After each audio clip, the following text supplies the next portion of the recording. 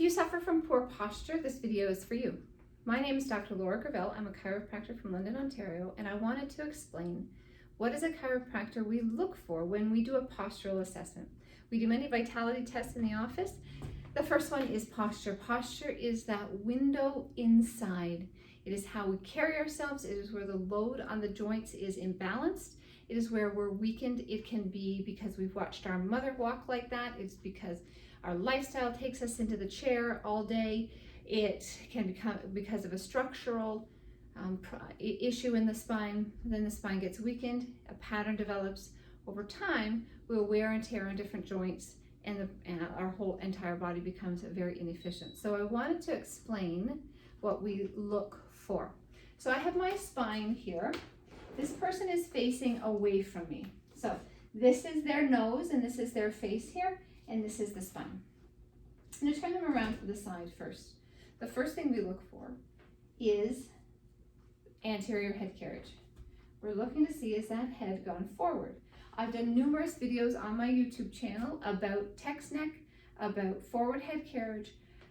Wherever the head goes, all else fails forward. So as soon as that head has become out of alignment, the brain no longer, or actually has a hard time navigating gravity, where am I in space, and becomes extremely efficient. It's at ease when I'm upright. Now I become very, very inefficient, wasting energy just standing upright in gravity. So wherever that head goes, all else fails forward. So we look, is that head forward? Have we lost the thoracic curve, or is it heightened? Now, if my head's forward, I'm going to fall back. The only way to stop me from doing that is exaggerating this. We look to see the low back curve. If this is exaggerated, usually we have a hyperlordotic or increased lordotic curve. We also look at the hips and pelvis. We look to see if the person is antalgic and flexing forward like this, means hip flexors are tight and we're in what's called a flexor dominant position. Usually that person will have tight hips, glutes, and that psoas, the front muscles. Again, very inefficient way to stand.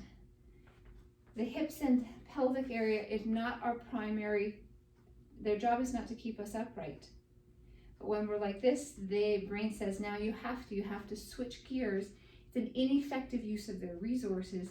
They're usually a prime mover to move us forward. So first we look at posture from the side. Then we turn around and now we're looking at the back. We look to see if the occiput is unleveled. We know we want to be balanced like this. We look to see if one backside of the occiput is high. We look to see if there's any lateral curves. So a scoliotic curve is a curve from the side.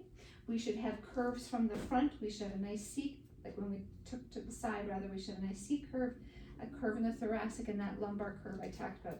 From the back, we should have no curves. We should have a straight spine. So we do look to see if there's, the shoulders will tell us, is there unleveling of one shoulder? Do we see hypertonic? So do we palpate that these muscles are working harder on one side of the curve and weakened on the other? Then we come down to the pelvis.